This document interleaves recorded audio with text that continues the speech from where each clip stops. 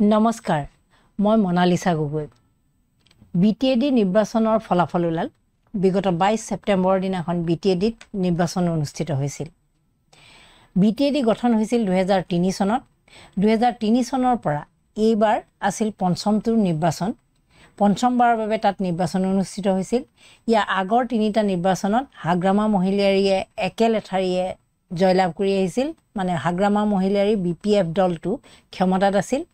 আৰু চতুৰ্থবাৰ মানে জুৱা যেটো নিৰ্বাচন অনুষ্ঠিত হৈছিল 2020 চনত তাত ইউপিপিএল আৰু বিজেপিয়ে মিলি ক্ষমতা দখল কৰিছিল প্ৰকৃতাৰ্থত ইউপিপিএল আৰু বিপিএফ দুইটা পৃথকে তাত বিটিসি পৰিষদ গঠন কৰিব পৰা পৰ্যায়ৰ সংখ্যাগৰিষ্ঠতা তেওঁলোকে লাভ কৰা নাছিল কিন্তু মিত্ৰতাৰে তেওঁলোকে পৰিষদখন গঠন কৰিছিল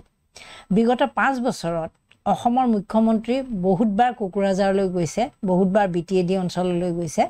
আৰু যেতিয়া তেওঁ গৈছে বাৰে বাৰে তেওঁ ঘোষণা কৰি আহিছিল যে বিটিএডিত অদ্ভুত উন্নয়ন হৈছে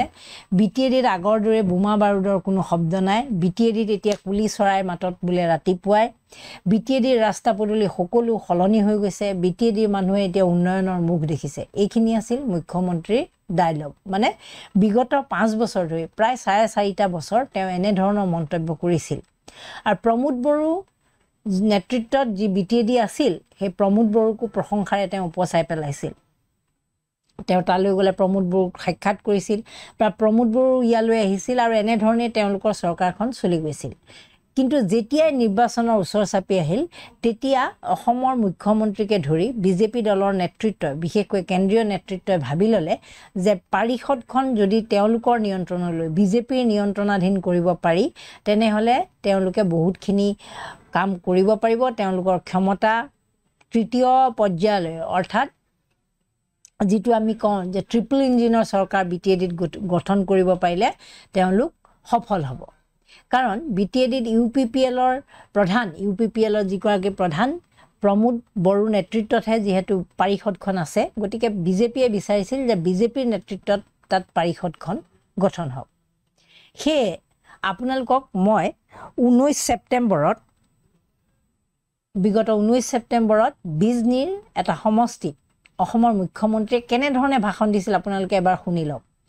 তেওঁ যি ভাষণ দিছিল সেই ভাষণত তেওঁ এনেকুৱাকৈ মহিলাবিলাকক টুপ দিছিল যে শুনিলে সেই ভাষণখিনি যদি এতিয়া শুনে আপোনাৰ এনেকুৱা লাগিব যেহেতু নিৰ্বাচন হৈ যোৱা ফলাফল ওলাই গল এতিয়া এনেকুৱা লাগিব যে ইমানখিনি কথাৰ পাছত মুখ্যমন্ত্ৰীয়ে ইমানখিনি প্ৰতিশ্ৰুতি দিয়াৰ পাছত কিয় বিটিএডিৰ মহিলাসকলে বা বিটিএডিৰ জনতাই কিয় বিজেপি দলক উপেক্ষা কৰিলে কিয় মুখ্যমন্ত্ৰীৰ কথাত অকণো বিশ্বাস নাৰাখিলে কাৰণ আমি সকলোৱে জানো যে তাত 40টা পৰিষদীয় সমষ্টিৰ কাৰণে নিৰ্বাচন অনুষ্ঠিত হৈছিল বিজেপিয়ে মাত্ৰ 5খন আসন পালে তাৰ মানে 35খন আসনে বিজেপিৰ পক্ষে নগল ইয়াৰ জৰিয়তে এটা কথাই প্ৰতিপন্ন হয় যে মুখ্যমন্ত্ৰীয়ে আমি সকলোৱে জানো যে মুখ্যমন্ত্ৰীয়ে প্ৰতিটো সমষ্টিতে যেতিয়া ভাষণ দিয়ে ভাষণখিনি একেই সমষ্টিবোৰত যিগৰাকী প্ৰাৰ্থী উঠে প্ৰতিদ্বন্দিতা কৰে তেওঁৰ নামটো সুধি সমষ্টিটোৰ নামটো সলনি হয় আৰু প্ৰাৰ্থীগৰাকীৰ নামটো সলনি হয় বাকি কথাখিনি তেওঁ একেখিনিয়ে ৰাখে আপোনালোকে চাগে অসম বিধানসভাৰ সমষ্টিৰ ক্ষেত্ৰত বা লোকসভাৰ নিৰ্বাচনৰ ক্ষেত্ৰতো আপোনালোকে গম পায় যে প্ৰতিটো সমষ্টিত তেওঁ পৃথক ধৰণৰ প্ৰতিশ্ৰুতি নিদিয়ে মাত্ৰ দলং বা তেনেকুৱা জেগা অঞ্চলটোৰ কিবা যদি নাম ক'ব লগা হয় তেতিয়াহে তেওঁ সেইবোৰ কয় বাকি মহিলাসকলৰ ক্ষেত্ৰত উদ্যমিতা আঁচনিৰ ক্ষেত্ৰত অৰুণোদয় হিতাধিকাৰীৰ ক্ষেত্ৰত চৰকাৰী ক্ষেত্ৰত বা বিৰোধী পক্ষক সমালোচনা কৰাৰ ক্ষেত্ৰত একে ধৰণৰ ভাষাই তেওঁ প্ৰায় প্ৰয়োগ কৰে গতিকে সেই গৰাকী মুখ্যমন্ত্ৰীয়ে হৌহিদিনা বিজনীৰ সমষ্টিটোত কি কৈছিল শুনক কলিতা শৰ্মা আমাৰ নাথ যোগী কোনেও আঁচনি নাপায় মইতো আচৰিত যে জুন মিটিঙতে গৈ সুধো যে ৰাইজ অৰুণোদয় পাইছেনে বোলে নাই পোৱা বোলে ঘৰ পাইছেনে বোলে পোৱা নাই বোলে মহিলা উদ্যমিতাৰ টকা পাইছেনে বোলে পোৱা নাই চাকৰি বাকৰি পাইছেনে বোলে পোৱা নাই ৰাস্তা ঘাট হৈছেনে হোৱা নাই কিমান দিন আমি কষ্টত থাকিম অলপ আগতে মই মথনগুৰিত গৈছিলো ৰাইজক সুধিছিলো যে ৰাইজ অৰুণোদয় পাইছে নে নাই সবে হাত উঠালে মই বোলো সবে পাইছে নেকি মই খুদিলো পুৱাৰ হাত নে নুপুৱাৰ হাত বোলে মামা নুপুৱাৰ হাত এইবিলাক কিমানে অৰুণোদয় পোৱা নাই হাত উঠাওক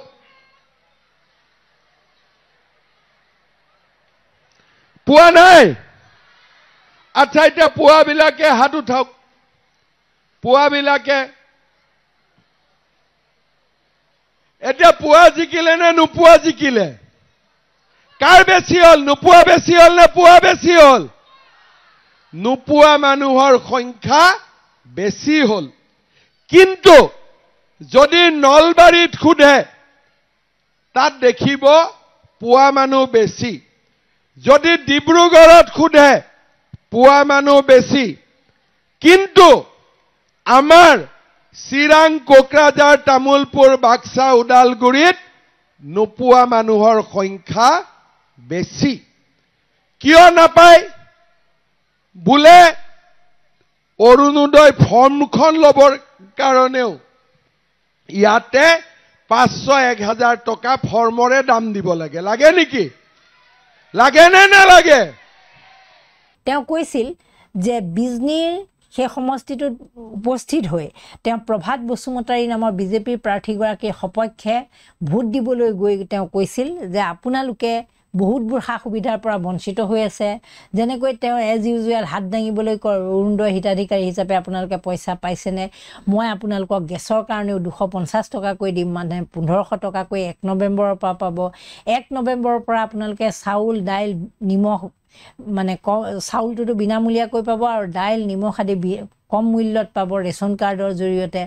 সেইখিনি কৈছিল মহিলা উদ্যমিতাৰ ধনৰ কথা কৈছিল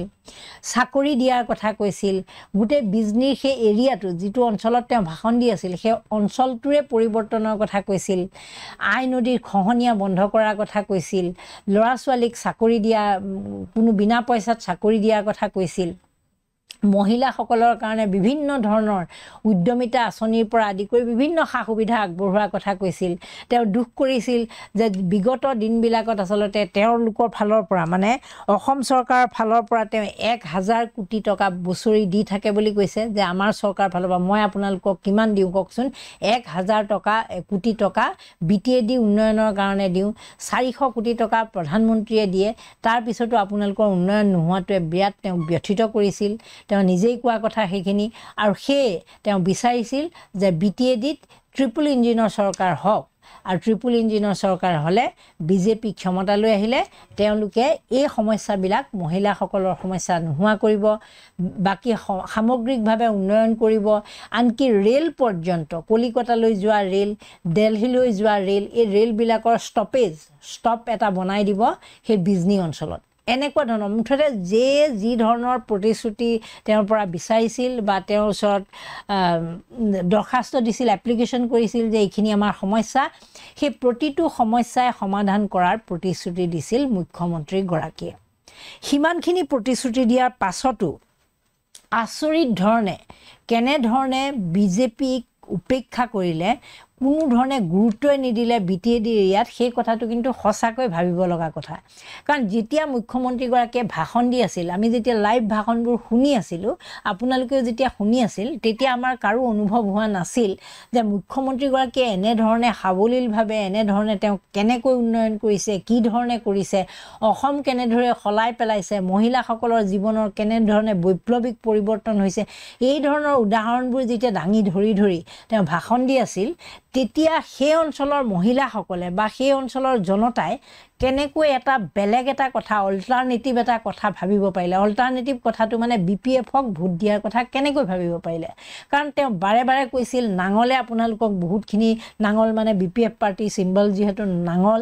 আৰু ইউপিপিএলৰ সিম্বল যিহেতু ট্ৰেক্টৰ তেওঁ কৈছিলে নাঙল আৰু ট্ৰেক্টৰে আপোনালোকক বিভিন্ন প্ৰতিশ্ৰুতি দিব তেওঁলোকে 200-100 টকা আপোনালোকক ভোটৰ কাৰণে দিব মই কিন্তু মাহৰ 1 তাৰিখে আপোনালোকক 1500 টকা কৈ দিম কাৰণ 1250 টকা অৰুণোদয় হিতাধিকাৰী ধনটো আৰু 250 টকা সিলিণ্ডাৰৰ কাৰণে দিম বুলি তেওঁ কৈছিল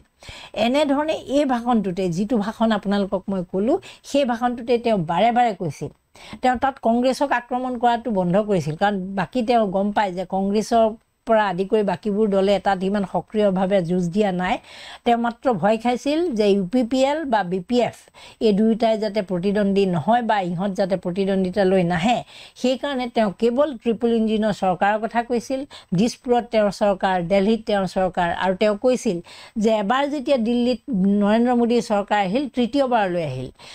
অসমৰ ক্ষেত্ৰত দুবাৰ যেতিয়া বিজেপি চৰকাৰ আহিল তৃতীয়বাৰলৈ আহিব বুলি তেওঁ নিশ্চিত সেয়ে তেওঁ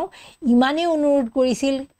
সেই বিজনী অঞ্চলৰ জনতাক যে আপোনালোকে মোক ভোট দিয়ক আপোনালোকে বিজেপিক ভোট দিয়ক আপোনালোকে মাত্ৰ মোক এই সহায়টো কৰক আপোনালোকৰ জীৱন পৰিৱৰ্তন হৈ যাব আপোনালোকে মাটিৰ পট্টা পাব বেংগলী ভোটাৰসকলক কৈছিল ডি ভোটাৰ নোহোৱা ডি বুলি যিটো ভোটাৰ ডাউটফুল ভোটাৰৰ কথাটো সেই বিষয়টো তেওঁ নোহোৱা কৰিব মানে বিভিন্ন ধৰণৰ মন্তব্য তাৰোপৰি আপোনালোকৰ আৰু এটা ভিডিঅ' মই মনত পেলাই দিছোঁ এই ভিডিঅ'টো চাই লওক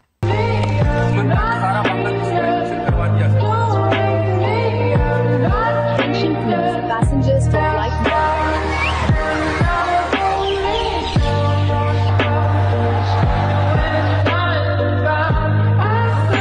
Welcome to Guwahati City. मामा हमारे देश में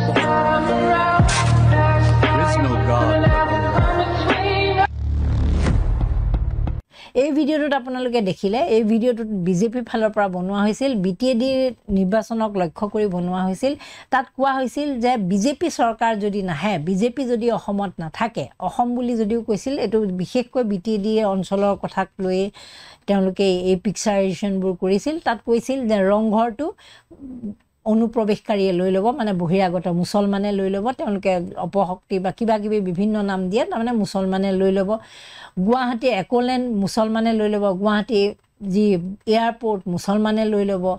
মাটিবোৰ চৰকাৰী মাটিবোৰ দখল কৰিব মুঠতে বিভিন্ন ধৰণৰ এটা ফুটেজ বনাই তেওঁলোকে এটা ভিডিঅ' ভাইৰেল কৰি দিছিল আৰু ভিডিঅ'টোত সেই মুছলমান সম্প্ৰদায়ৰ মানুহবিলাকৰ ড্ৰেছ পাতিবোৰ দি তেওঁলোকে কৈছিল যে এওঁলোকে একেবাৰে বিজেপি নাহিলে এনেকুৱা অসমত অত্যাচাৰ কৰিব যে অসমত আৰু বেলেগ মানুহ থকাৰ পৰিৱেশ নাথাকিব সেই ভিডিঅ'টো তেওঁলোকে ৰিলিজ দিছিল আৰু সেই ভিডিঅ'টোৰ জৰিয়তেও তেওঁলোকে এনেকুৱাকৈ এটা BTAD পৰিৱেশৰ সূচনা কৰিব বিচাৰিছিল যে মুছলমানসকল তেওঁলোকৰ কাৰণে এটা থ্ৰেট ভাবুকি গতিকে মুছলমান সকলক কোনো কাৰণত যদি ৰাখিব নালাগে বাহিৰ কৰি যদি দিব লাগে তেনেহলে বিজেপি ক্ষমতালৈ আহিব লাগিব এই ধৰণে তেওঁ ভাষণবোৰ ৰাখিছিল ভিডিঅ' পাৰ্টিটোৱে দলৰ ফালৰ পৰা ৰিলিজ কৰা হৈছিল ইমানখিনিৰ পিছতো কিন্তু আচৰিত ধৰণে BTAD জনতাই BPFক আকোৱালি ল'লে তাকো চতুৰ্থবাৰৰ কাৰণে ইয়াৰ আগতে তিনিবাৰ হাগ্ৰামা মহিলাৰ নেতৃত্বত তাত চৰকাৰ আছিল পৰিষদখন আছিল CM হিচাপে হাগ্ৰামা মহিলাৰী আছিল আৰু এইবাৰ চতুৰ্থবাৰ মাজত এবাৰ গেপ পৰিল আৰু চতুৰ্থবাৰ আহিল ইয়াৰ পৰা এটা কথা স্পষ্ট নহয় জানো যে BTAD জনতাই ক্ষমতাৰ কাৰণে 5 বছৰ দিলে UPPLকো দিলে বিজেপিকো দিলে দুইটা দলে মিলি তাত ক্ষমতা শাসন চলালে আৰু তেওঁলোকে যেহেতু NDAৰ অংশীদাৰ গতিকে আমি ক'ব লাগিব যে BTADত NDAৰ চৰকাৰ আছিল BTADত NDAৰ নিয়ন্ত্ৰণতে আছিল কাৰণ UPPL NDAৰ অংশীদাৰী দল গতিকে পিছত নিৰ্বাচনৰ ক্ষেত্ৰত নিৰ্বাচনৰ প্ৰতি লক্ষ্য ৰাখি আৰু বিজেপিয়ে অকলশৰে ক্ষমতা দখলৰ স্বাৰ্থত মুখ্যমন্ত্ৰী UPPLক সমালোচনা কৰিলেও পেট ডাঙৰ হ'ল বুলি ক'লেও অৰুণোদয় হিতাধিকাৰীয়ে নেপালে বুলি ক'লেও ভূমি পট্টা নহ'ল বুলি ক'লেও ৰাস্তা ঘাট নিজেই বেয়া বুলি ক'লেও কিন্তু মুখ্যমন্ত্ৰী এই দায়িত্ব ল'ব নালাগিব জানো আপোনালোকে এই ভিডিঅ'টো নিশ্চয় শুনিছে তেওঁ কৈছে যে মই বিগত দিন কেইটাত মানে নিৰ্বাচনৰ কেণ্ডিডেট ঘোষণা কৰা বা প্ৰাৰ্থী ঘোষণা কৰা আগৰ সময়খিনিত তেওঁ গোটেই BTAD এৰিয়াৰ 40টা সমষ্টি নিজে যোৱা বুলি এই ভিডিঅ'টোত কৈছে মানে প্ৰতিটো সমষ্টিলৈ গৈছে তেওঁ আৰু তেওঁ কৈছে যে তেওঁ প্ৰতিটো সমষ্টিত 5-6খন কৰি নিজে মিটিং কৰিছে তাৰ পিছত তাৰ জনতাক খুদিছে যে আমি কাৰ লগত লগলাগি ইলেকশ্যন খেলিম কাৰ লগত নিৰ্বাচনত প্ৰতিদ্বন্দ্বিতা কৰাটো বিচাৰে তেওঁ কৈছে যে তেতিয়া তেওঁ কোৱা হৈছিল যে বিজেপিয়ে অকলশৰীয়াকৈ নিৰ্বাচন খেলিলে তেওঁলোকৰ লাভ হ'ব গতিকে তেওঁলোকে বিজেপিৰ ফালৰ পৰা গৰিষ্ঠ সংখ্যক প্ৰাৰ্থী দি BTAD নিৰ্বাচনত অৱতীৰ্ণ হৈছিল এইখিনি তেওঁ নিজে নিৰ্বাচনৰ আগত কোৱা কথা পিছৰ নহয় আগৰখিনি কথা এইখিনি আছিল আৰু তেওঁ কৈছিল যে হাজাৰ হাজাৰ মানুহ সেই মিটিংবিলাকত আহিছিল আৰু সকলোৰে মতামত আছিল যে বিজেপিক তেওঁলোকে বিচাৰে যদি ইমানেই বিজেপিক বিচাৰে মুখ্যমন্ত্ৰীয়ে কোৱা কথাখিনি যদি সঁচা হয় আৰু এটা কথা অৱশ্যে সঁচা যে মুখ্যমন্ত্ৰীয়ে প্ৰতিটো সমষ্টিত যোৱা কথাটো যে নিৰ্বাচনত তেওঁলোকে অকলে প্ৰাৰ্থিত্ব দিবনে নিদিয়ে সেইটো তেওঁলোকে এটা দীঘলীয়া ৰিচাৰ্চ কৰিছিল এইটো প্ৰায় বিগত জানুৱাৰী মাহমানৰ পৰাই তেওঁলোকে প্ৰতিটো সমষ্টি মানুহৰ লগত টাচত আছিল তেওঁলোকে জানিব খুজিছিল যে বিজেপিয়ে অকলে প্ৰাৰ্থী দিয়াটো উচিত হ'বনে নহয় এইখিনি তথ্য মুখ্যমন্ত্ৰীয়ে বাৰে বাৰে কৈছিল যে আমি সমষ্টিবোৰ ঘূৰি ঘূৰি সেই বিষয়বোৰ অনুধাৱন কৰিম ৰাইজৰ লগত আলোচনা কৰিম তাৰ পিছত আমি প্ৰাৰ্থিত্ব দিয়াৰ কথা চিন্তা কৰিম আৰু সিমানখিনি ৰিচাৰ্চ কৰাৰ পাছত সিমানখিনি গৱেষণা কৰাৰ পাছত ৬-৭ গৰাকী গোটেই মন্ত্ৰীসভা উঠি যোৱাৰ উপৰিও বিজেপিৰ যিমান নেতৃস্থানীয় মানে তেওঁলোকৰ নেতা আছে যিসকল গৰিষ্ঠ সংখ্যক জ্যেষ্ঠ নেতা তাত বিটিএডিত বাহৰ পাতি থকাৰ পিছত মুখ্যমন্ত্ৰী নিজে বাহৰ পাতি ৫-৬ দিন থকাৰ পাছত অৱস্থাটো হ'লগৈ কি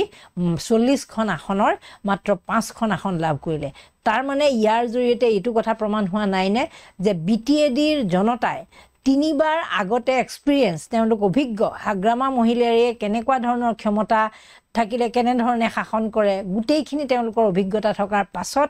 পুনৰবাৰ যেতিয়া হাগ্ৰামা মহিলাৰীক আঁকোৱালি লৈছে ইয়াৰ পৰা এটা কথা স্পষ্ট যে বিগত